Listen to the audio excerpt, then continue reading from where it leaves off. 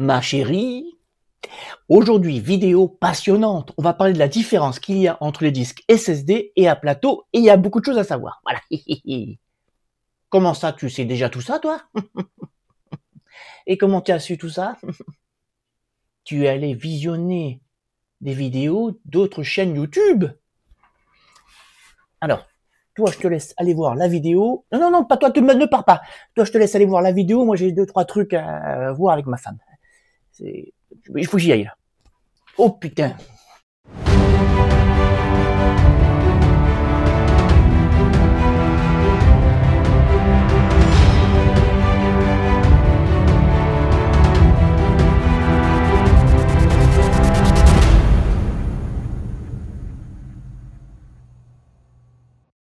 Eh bien, bonjour à toutes et à tous, bienvenue dans une nouvelle vidéo de votre chaîne SOS PC. Bon, alors je suis content parce que ça fait longtemps que je n'avais pas fait de vulgarisation. Alors aujourd'hui, on va parler de quelque chose que tout le monde connaît, même si tu n'es pas un expert en informatique, tu sais que tu as un disque dans ton ordinateur, ou même plusieurs d'ailleurs. Alors, il faut quand même savoir que nous vivons une révolution depuis plusieurs années. Nous avons des espaces de stockage, mais d'une taille phénoménale. Actuellement, je ne saurais pas te dire jusqu'à combien de téras on peut monter. Honnêtement, j'ai eu la flemme d'aller vérifier sur le net, mais actuellement, les disques durs font plusieurs téras, donc 1 téraoctet, c'est 1000 gigas. Voilà. Et peut-être que si tu es, on va dire, plus jeune que moi, tu n'as pas trop connu les premières génération de stockage, mais pour te donner une idée, j'ai retrouvé là, en fouillant dans mon bazar, alors c'est une jet flash de chez Transcend, alors je sais pas, alors elle est effacée parce que voilà, il y a l'éclairage, bon, donc tu verras pas grand chose. Mais ce que je peux te dire, c'est que c'est une USB 2 parce qu'elle est très vieille, et elle date de 2003. Ouais, 2003. Alors, c'est pas l'âge qui est... Elle marche toujours, hein. Et c'est pas l'âge le plus intéressant et le plus important, c'est la capacité. Alors, écoute bien, la capacité de cette clé USB que j'utilisais à l'époque est de 32 mégaoctets. Pas 32 gigas, pas 3,2 gigas, 32 mégaoctets. Et d'ailleurs, j'ai retrouvé la fiche technique, tiens, je vais te la mettre là. Cette génération de clés allait de 32 mégaoctets à 2048, je remettrai là, mégaoctets. Voilà, c'est quelques mégaoctets, donc de nos jours, on ne peut plus rien mettre dessus. Voilà, bon, c'était pour l'anecdote. Alors, les disques, on va revenir quand même au sujet. Les disques, au départ, c'était quoi? C'était des disques à plateau. À plateau, c'est-à-dire, je vais te montrer ça dans un instant, c'est donc divers plateaux assemblés qui tournaient et vous aviez, alors moi je vais dire aiguille, c'est pas le terme technique, mais vous allez comprendre, une sorte d'aiguille qui bougeait pour aller accéder aux infos.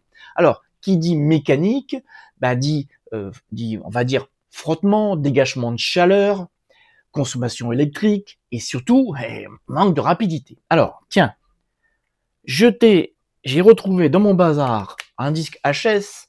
Alors c'est un 2, voilà, on voit, ouais, il y a l'éclairage. C'est un 2 pouces et demi, mais bien sûr, il y a les gros. Et quand on ouvre, je l'ai déjà ouvert en avance, hein, regardez, qu'est-ce que nous avons? Alors, ça va sûrement briller. Voilà. Hop là. Voilà. Alors, je sais pas si vous voyez bien ici, donc je vais mettre le doigt, mais bon, c'est pas grave, il est HS. Voilà. Ce disque-là va tourner donc à 5400 tours, 7 ou 7200 tours, et à une époque, on avait même des disques qui montaient jusqu'à 10 000 tours, voilà. Et donc, voilà, là, et là, vous avez la fameuse, je sais pas si vous voyez, voilà. Alors, j'ai essayé d'être le plus... voilà, bon, ça fait un bruit parce que, voilà.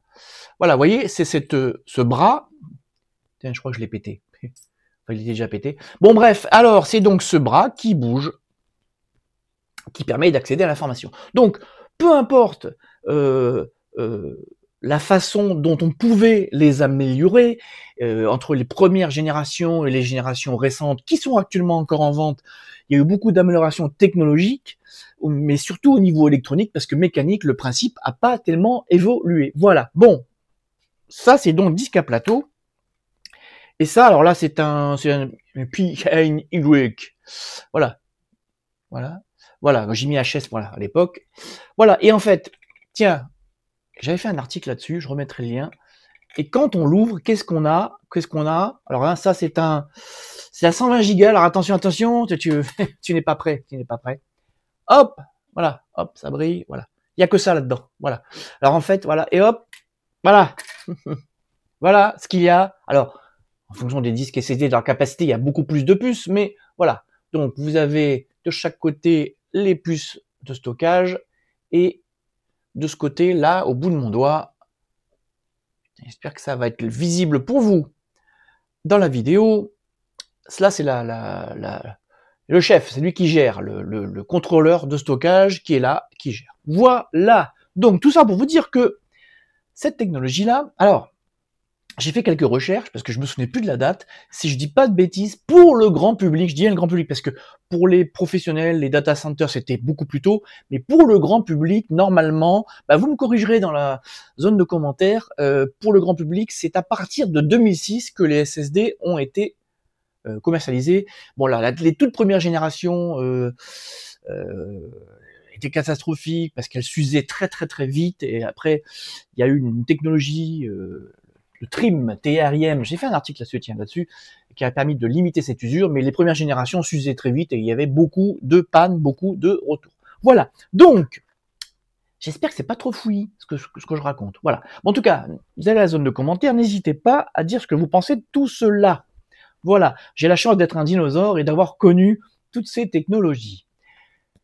L'intérêt, c'est que le disque à plateau a été, il y a donc quelques années, ringardisé, il n'y a pas d'autre mot, par le SSD. Mais ce qui est intéressant dans l'histoire, c'est qu'il y a quelques années, tout le monde prédisait, et moi en premier, je dois le dire, que de nos jours, donc dans les années 2020, il n'y aurait plus que du SSD et le plateau disparaîtrait. Alors, ce n'est pas le cas, et oui. Alors, une chose intéressante, c'est que non seulement le disque à plateau existe toujours, mais il y a certaines usines qui ont repris un petit peu du service, parce qu'on s'est rendu compte qu'il avait quand même quelques utilités, d'une part, mais d'autre part, on se rend compte que le SSD ont des limites. C'est-à-dire que en termes de prix, alors ils ont beaucoup baissé les prix, ils ont baissé, mais à un moment donné, on peut difficilement baisser les prix parce que les prix ont au fur et à mesure baissé, certes, mais les capacités de stockage ont augmenté. Bon, là, pareil, on a plusieurs téraoctets désormais disponibles à la vente, mais c'est pas donné. Et donc, j'y viens, le disque à plateau, déjà, en termes de prix, reste imbattable. Ce qui est intéressant aussi, c'est que y a beaucoup de data centers qui continuent à utiliser alors, pour des usages bien spécifiques, encore des disques à plateau, qui ont quand même quelques avantages. Et l'un des gros avantages, alors on le sait pas trop, mais les gros avantages disque à plateau, c'est qu'il est plus facile de récupérer des données. Et oui, le disque à plateau est comment dirais-je, travaille de façon préhistorique et sous réserve qu'elle n'a pas été effacée. Alors je rappelle rapidement, quand Windows efface une donnée, Windows déclare l'emplacement comme libre, mais la donnée, elle est bien là. Si vous n'avez pas réécrit dessus, vous pouvez récupérer la donnée. Bon, ça c'est avec un logiciel adapté. Le disque SSD, alors là ça fera l'objet soit d'une vidéo, soit d'un article détaillé avec la fonction trim. Je vous détaillerai le SSD qui lui fonctionne différemment. Et non seulement c'est beaucoup plus compliqué de récupérer des données, mais en plus, avant d'essayer de récupérer ces données, il faut désactiver la fonction trim, dont je reparlerai prochainement, parce que je ne veux pas faire une vidéo trop longue, qui risque de vous embêter pour récupérer vos données. Mais, pour résumer, j'essaie d'être concis, pour résumer, les disques à plateau restent les plus adaptés pour la récupération de données. Voilà, j'ai fini. Voilà, tout ça pour dire que, de nos jours, les disques à plateau continuent à être fortement demandés par les consommateurs et pour une raison logique, pour le stockage. Ben oui, quel intérêt de stocker, je dis énormément, si vous avez pas beaucoup de données, autant vous faire plaisir et mettre ça sur SSD, mais si vous avez plusieurs téraoctets de données professionnelles ou privées, le disque à plateau reste le plus intéressant en termes de coût de stockage.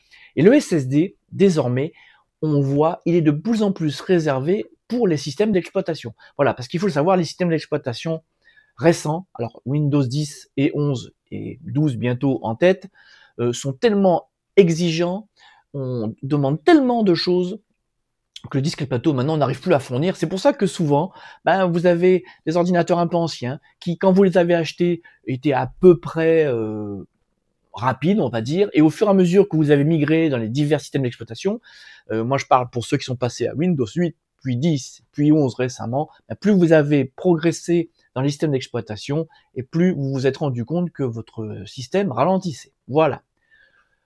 J'ai essayé dans cette vidéo de ne pas être trop long, car je sais que c'est un petit peu pénible pour certains d'entre vous qui me réclament des vidéos plus courtes et dans lesquelles je parle moins. Mais aujourd'hui, je voulais faire une vidéo basique, simple, pour vous expliquer très basiquement. Encore une fois, je m'adresse à des particuliers, à des néophytes, et donc pas à des professionnels. J'avais envie de vous expliquer les grosses différences entre les deux systèmes de stockage et pourquoi de nos jours le disque à plateau est en train, alors c'est paradoxal, est en train de revenir en force. Voilà. Désolé pour le coup si vous m'avez trouvé encore un petit peu trop long. Je vous laisse méditer à tout ça et comme je vous l'ai dit il y a quelques minutes dans la vidéo, ce sera l'objet soit de vidéos spécialisées, soit d'articles spécialisés dans le futur. Allez, sur ce, je vous remercie d'avoir suivi cette vidéo jusqu'au bout et je vous dis à très bientôt pour de nouvelles infos.